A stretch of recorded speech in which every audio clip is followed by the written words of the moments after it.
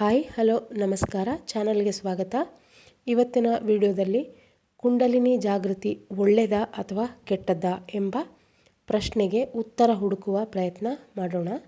ಈ ವಿಡಿಯೋದಲ್ಲಿ ಸಬ್ಸ್ಕ್ರೈಬ್ ಮಾಡಿ, ಸಪೋರ್ಟ್ ಮಾಡಿ, ಒಂದು ಲೈಕ್ ಇರಲಿ ವಿಡಿಯೋಗೆ ನಿಮ್ಮ ಕಡೆಯಿಂದ. ಈ ಪ್ರಶ್ನೆ ಯಾಕೆ ಬರುತ್ತೆ ಅಂದರೆ ಇದರ ಬಗ್ಗೆ ಅರಿವಿನ ಕೊರತೆ ಇರೋದರಿಂದ ಈ ಪ್ರಶ್ನೆ ಕಾಡೋದು. ಯಾಕೆ ಅಂದರೆ ಹುಟ್ಟು ಸಾವು ಈ ಜೀವನ ಚಕ್ರದಲ್ಲಿ ಮತ್ತೆ ಹುಟ್ಟು, ಅದೇ ಜೀವನ, ಮತ್ತೆ ಸಾವು ಹೀಗೆ ಆಗ್ತಾ ಇರುತ್ತೆ. ಭೂಮಿಯ ಮೇಲೆ ಹುಟ್ಟಿ ಬರೋದು ಯಾಕೆ? ನಮ್ಮದು ಏನಾದರೂ ಪೆಂಡಿಂಗ್ ಕರ್ಮ, ಅನ್ರಿಸಾಲ್ವ್ಡ್ ಇಶ್ಯೂ ಇದ್ದರೆ ಮತ್ತೆ ಮತ್ತೆ ಜನ್ಮ ಪಡೆದು ಬರಬೇಕಾಗತ್ತೆ. ಸೊ ಈ ಜಾಗೃತಿಯ ಉದ್ದೇಶ ಏನು ಅಂದರೆ ಎಲ್ಲರೂ ಭೂಮಿ ಮೇಲೆ ಬರೋದು ಇದೇ ಉದ್ದೇಶಕ್ಕೆ, ಅವೇಕನಿಂಗ್ ಆಗಿ ಪೆಂಡಿಂಗ್ ಕರ್ಮಗಳನ್ನು ರಿಲೀಸ್ ಮಾಡಿಕೊಂಡು ಆ ತಾಯಿಯ ಪಾದದಲ್ಲಿ ಲೀನವಾಗುವ ಉದ್ದೇಶದಿಂದ. ಆದರೆ ಯಾರು ಆ ವಿಷಯ ಬಿಟ್ಟು ಬೇರೆ ಎಲ್ಲದರ ಕಡೆ ನಮ್ಮ ಗಮನ ಬೇಗ ಹೋಗುತ್ತೆ. ಆತ್ಮ ಇದ್ದವರಿಗೆಲ್ಲ ಆಧ್ಯಾತ್ಮ ಬೇಕು. ಸೊ ಎಲ್ಲರಿಗೂ ಒಂದೇ ಜನ್ಮದಲ್ಲಿ ಈ ಜರ್ನಿ ಕಂಪ್ಲೀಟ್ ಆಗುತ್ತಾ ಅಂತ ಕೇಳಿದ್ರೆ ಇಲ್ಲ. ಅದೆಷ್ಟೋ ಜನ್ಮ ಕಳೆದ ಮೇಲೆ ಹಿಂದಿನ ಜನ್ಮದ ಪುಣ್ಯ ಇದ್ದರೆ ಮಾತ್ರ ಈ ಜನ್ಮದಲ್ಲಿ ಈ ಜರ್ನಿ ಸಿಗೋದು, ಅಥವಾ ಈ ಶಬ್ದಕ್ಕೆ ಈ ವಿಡಿಯೋ ನೋಡೋದಕ್ಕೆ ಅಟ್ರ್ಯಾಕ್ಟ್ ಆಗೋದು. ಇದರ ಬಗ್ಗೆ ತಿಳ್ಕೊಳ್ಳುವ ಹಂಬಲ ಬಂದಿದೆ ಅಂದರೆ ಅದು ಪೂರ್ವಜನ್ಮದ ಸುಕೃತವೇ ಸರಿ. ಕುಂಡಲಿನಿ ಜಾಗೃತಿ ಅನ್ನೋದು ಪ್ಯೂರ್ಲಿ ಎನರ್ಜಿ ಆ್ಯಕ್ಟಿವೇಶನ್ ಪ್ರೋಸೆಸ್ಸು. ಮೊಬೈಲ್ಗೆ ಚಾರ್ಜ್ ಹಾಕಿದರೆ ಅದು ಡೇಂಜರಾ ಅಂತ ಕ್ವಶನ್ ಮಾಡಿದರೆ ಇಲ್ಲ, ಅದು ಓವರ್ ಚಾರ್ಜ್ ಮಾಡಿದರೆ ಡಿವೈಸ್ ಹೀಟ್ ಆಗುತ್ತೆ. ಕುಂಡಲಿನಿ ಕೂಡ ಅದೇ ಥರ, ಅಂದರೆ ಇದೊಂದು ಎನರ್ಜಿ ಪ್ರೋಸೆಸ್ ಅಂತ. ಇದನ್ನು ಹ್ಯಾಂಡಲ್ ಮಾಡೋದರಲ್ಲಿ ಇರೋದು ವಿಚಾರ. ಕುಂಡಲಿನಿ ಜರ್ನಿ ಎಲ್ಲರಿಗೂ ಆಗೋದಿಲ್ಲ.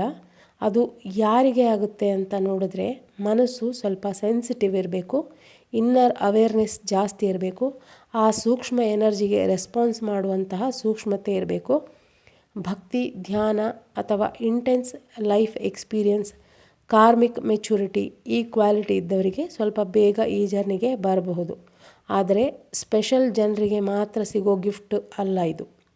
ಎಲ್ಲರಲ್ಲೂ ಆ ಶಕ್ತಿ ಇದೆ. ಅದನ್ನು ಅರಿತುಕೊಂಡು ಗುರುವಿನ ಮುಖಾಂತರ ಸಾಧನೆ ಸಿದ್ಧತೆ ಮಾಡಿದರೆ ಎಲ್ಲರಿಗೂ ಸಿಗುವುದರಲ್ಲಿ ಸಂಶಯವಿಲ್ಲ.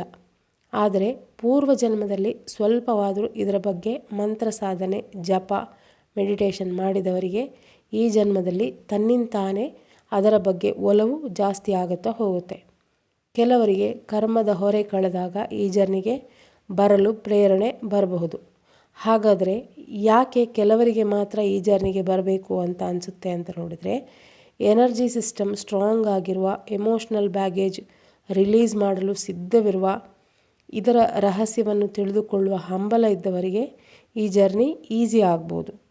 ಹಾಗಾದರೆ ಇದನ್ನು ಕಲಿತು ಮಾಡುವಂತಹ ಉದ್ದೇಶ ಏನು ಅಂತ ನೋಡಿದರೆ, ಆಗಲೇ ಹೇಳಿದ ಹಾಗೆ ಫಿಸಿಕಲ್ ಲೈಫಿಗೆ ಬೇಕಾದಂತಹ ಎಲ್ಲ ರೀತಿಯ ಭೋಗಗಳನ್ನು ಪಡೆದು ಸಾವಿನಲ್ಲಿ ಮೋಕ್ಷದ ಉದ್ದೇಶ ಈ ಜರ್ನಿಯ ಉದ್ದೇಶ. ಎಷ್ಟೋ ಜನ ಎಷ್ಟೋ ರೀತಿಯ ಕಷ್ಟಗಳನ್ನು ಅನುಭವಿಸ್ತಾ ಇರ್ತಾರೆ. ಒಬ್ಬರಿಗೆ ಹೆಲ್ತ್ ಇಶ್ಯೂ, ಇನ್ನೊಬ್ಬರಿಗೆ ಫೈನಾನ್ಷಿಯಲ್ ಇಶ್ಯೂ, ಮತ್ತೊಬ್ಬರಿಗೆ ಸಂಬಂಧಗಳಲ್ಲಿ ಸಮಸ್ಯೆ. ಇವೆಲ್ಲ ಸರಿ ಇದ್ದರೆ ಮಾನಸಿಕ ನೆಮ್ಮದಿ ಇಲ್ಲ. ಈ ಥರ ಮನುಷ್ಯನ ಎಲ್ಲ ಸಮಸ್ಯೆಗೆ ಏನು ಕಾರಣ, ಯಾವುದರಿಂದ ಈ ರೀತಿ ಸಫರ್ ಆಗ್ತಾ ಇರೋದು, ಯಾಕೆ ಈ ಒದ್ದಾಟ ಲೈಫ್ನಲ್ಲಿ ಅಂತ ಒಂದೊಂದು ಪ್ರಶ್ನೆಗೂ ಉತ್ತರ ಹುಡುಕ್ತಾ ಹೊರಟಾಗ ಸಡನ್ನಾಗಿ ಯಾವುದೋ ರೂಪದಲ್ಲಿ ಅಥವಾ ಯಾವುದೋ ವಿಷಯದ ರೂಪದಲ್ಲಿ ನಿಮಗೆ ಈ ಜರ್ನಿಗೆ ಬರಬೇಕು ಅಂತ ಪ್ರೇರಣೆ ಆಗುತ್ತೆ. ದೇವರ ಆಶೀರ್ವಾದ, ನಮ್ಮ ಪಾಸ್ಟ್ ಲೈಫ್ನಲ್ಲಿ ಮಾಡಿದಂತಹ ಸಾಧನೆ ಈ ಜನ್ಮದಲ್ಲಿ ಪ್ರೇರೇಪಿಸುತ್ತೆ ಈ ಜರ್ನಿಗೆ ಬರೋಕ್ಕೆ. ಹಾಗಾದರೆ ಕುಂಡಲಿನಿ ಜಾಗೃತಿ ಒಂದೇ ಮೆಥಡಿಂದ ಆಗುವಂಥದ್ದ ಅಂತ ನೋಡಿದ್ರೆ ಇಲ್ಲ. ಇದು ಆತ್ಮ, ಮನಸ್ಸು, ಪ್ರಾಣ, ದೇಹ ಸಿದ್ಧವಾದಾಗ ಈ ಜರ್ನಿಗೆ ಬರೋಕ್ಕೆ ಮನಸ್ಸಾಗುತ್ತೆ. ಇದಕ್ಕೆ ಹಲವಾರು ಮಾರ್ಗಗಳಿವೆ. ಯೋಗ ಮಾರ್ಗದ ಮೂಲಕ, ಹಠಯೋಗ, ಕ್ರಿಯಾಯೋಗ ಇದು ಅತ್ಯಂತ ಸೇಫ್ ಮತ್ತು ಟ್ರೆಡಿಷ್ನಲ್ ಮಾರ್ಗ.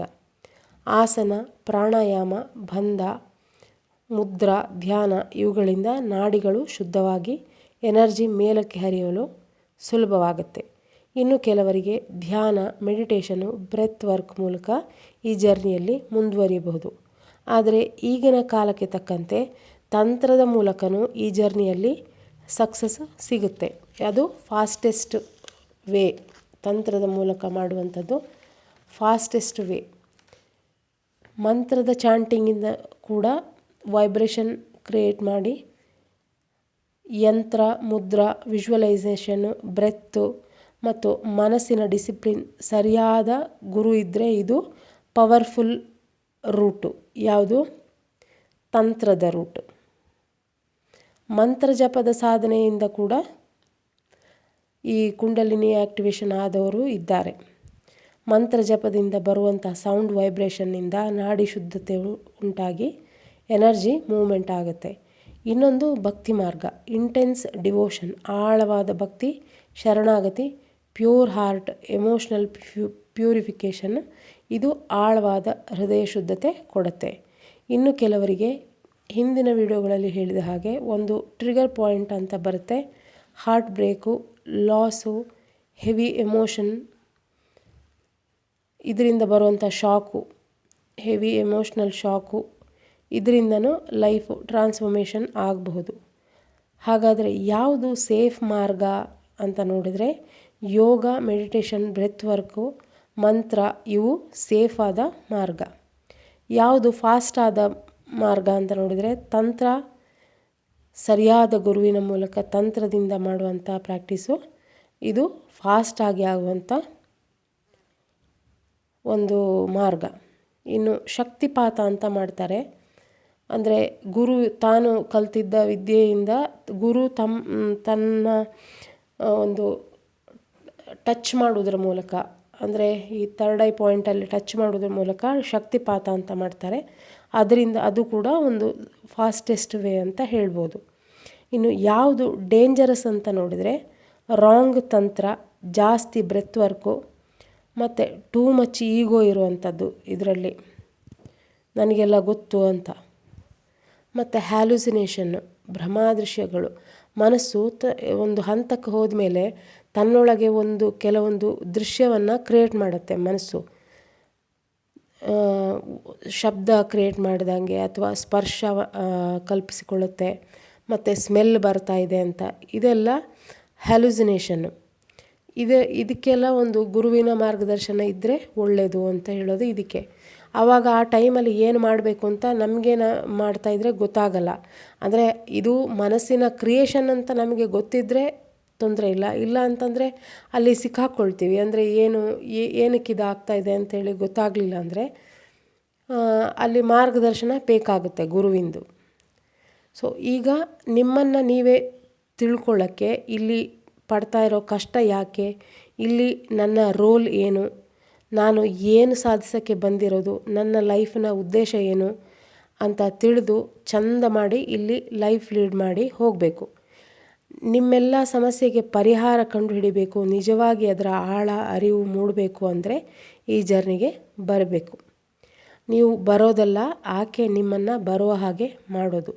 ಸೊ ಯಾವುದೇ ರೀತಿಯ ಅರ್ಜೆಂಟ್ ಇಲ್ಲದೆ ಸರಿಯಾದ ಗುರುವಿನ ಮಾರ್ಗದರ್ಶನದಲ್ಲಿ ಈ ಜರ್ನಿಯನ್ನು ಕಂಪ್ಲೀಟ್ ಮಾಡಿದರೆ ನಿಮ್ಮ ಜೀವನದ ಉದ್ದೇಶ ಕಂಡುಕೊಳ್ಳುವುದರ ಜೊತೆಗೆ ಆ ತಾಯಿಯ ಕೃಪೆ ಕೂಡ ಸಿಗುವಂತೆ ಆಗುತ್ತೆ. ಆದರೆ ಯಾವ್ಯಾವುದೋ ದಾರಿ ಅನುಸರಿಸಿ ತೊಂದರೆಗೆ ಸಿಕ್ಕಿ ಹಾಕಿಕೊಳ್ಬಾರ್ದು. ಮೇಯ್ನು ನಿಮ್ಮ ಲೈಫಿನ ಪರ್ಪಸ್ ಏನು ಅಂತ ಗೊತ್ತಾಗುತ್ತೆ.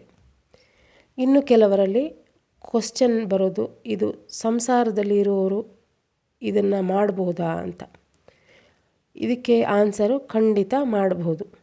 ಈಗ ಯಾರಿಗೆ ಈ ಕ್ವಶ್ಚನ್ ಬಂದಿರುತ್ತಲ್ಲ, ಕುಂಡಲಿನಿ ಜರ್ನಿಗೆ ಬರೋದು ಒಳ್ಳೆಯದಾ ಕೆಟ್ಟದಾ ಅಂತ, ಅವರೇ ಡಿಸೈಡ್ ಮಾಡಬೇಕು ಕುಂಡಲಿನಿ ಜರ್ನಿಗೆ ಬರೋದು ಒಳ್ಳೆಯದಾ ಕೆಟ್ಟದಾ ಅಂತ.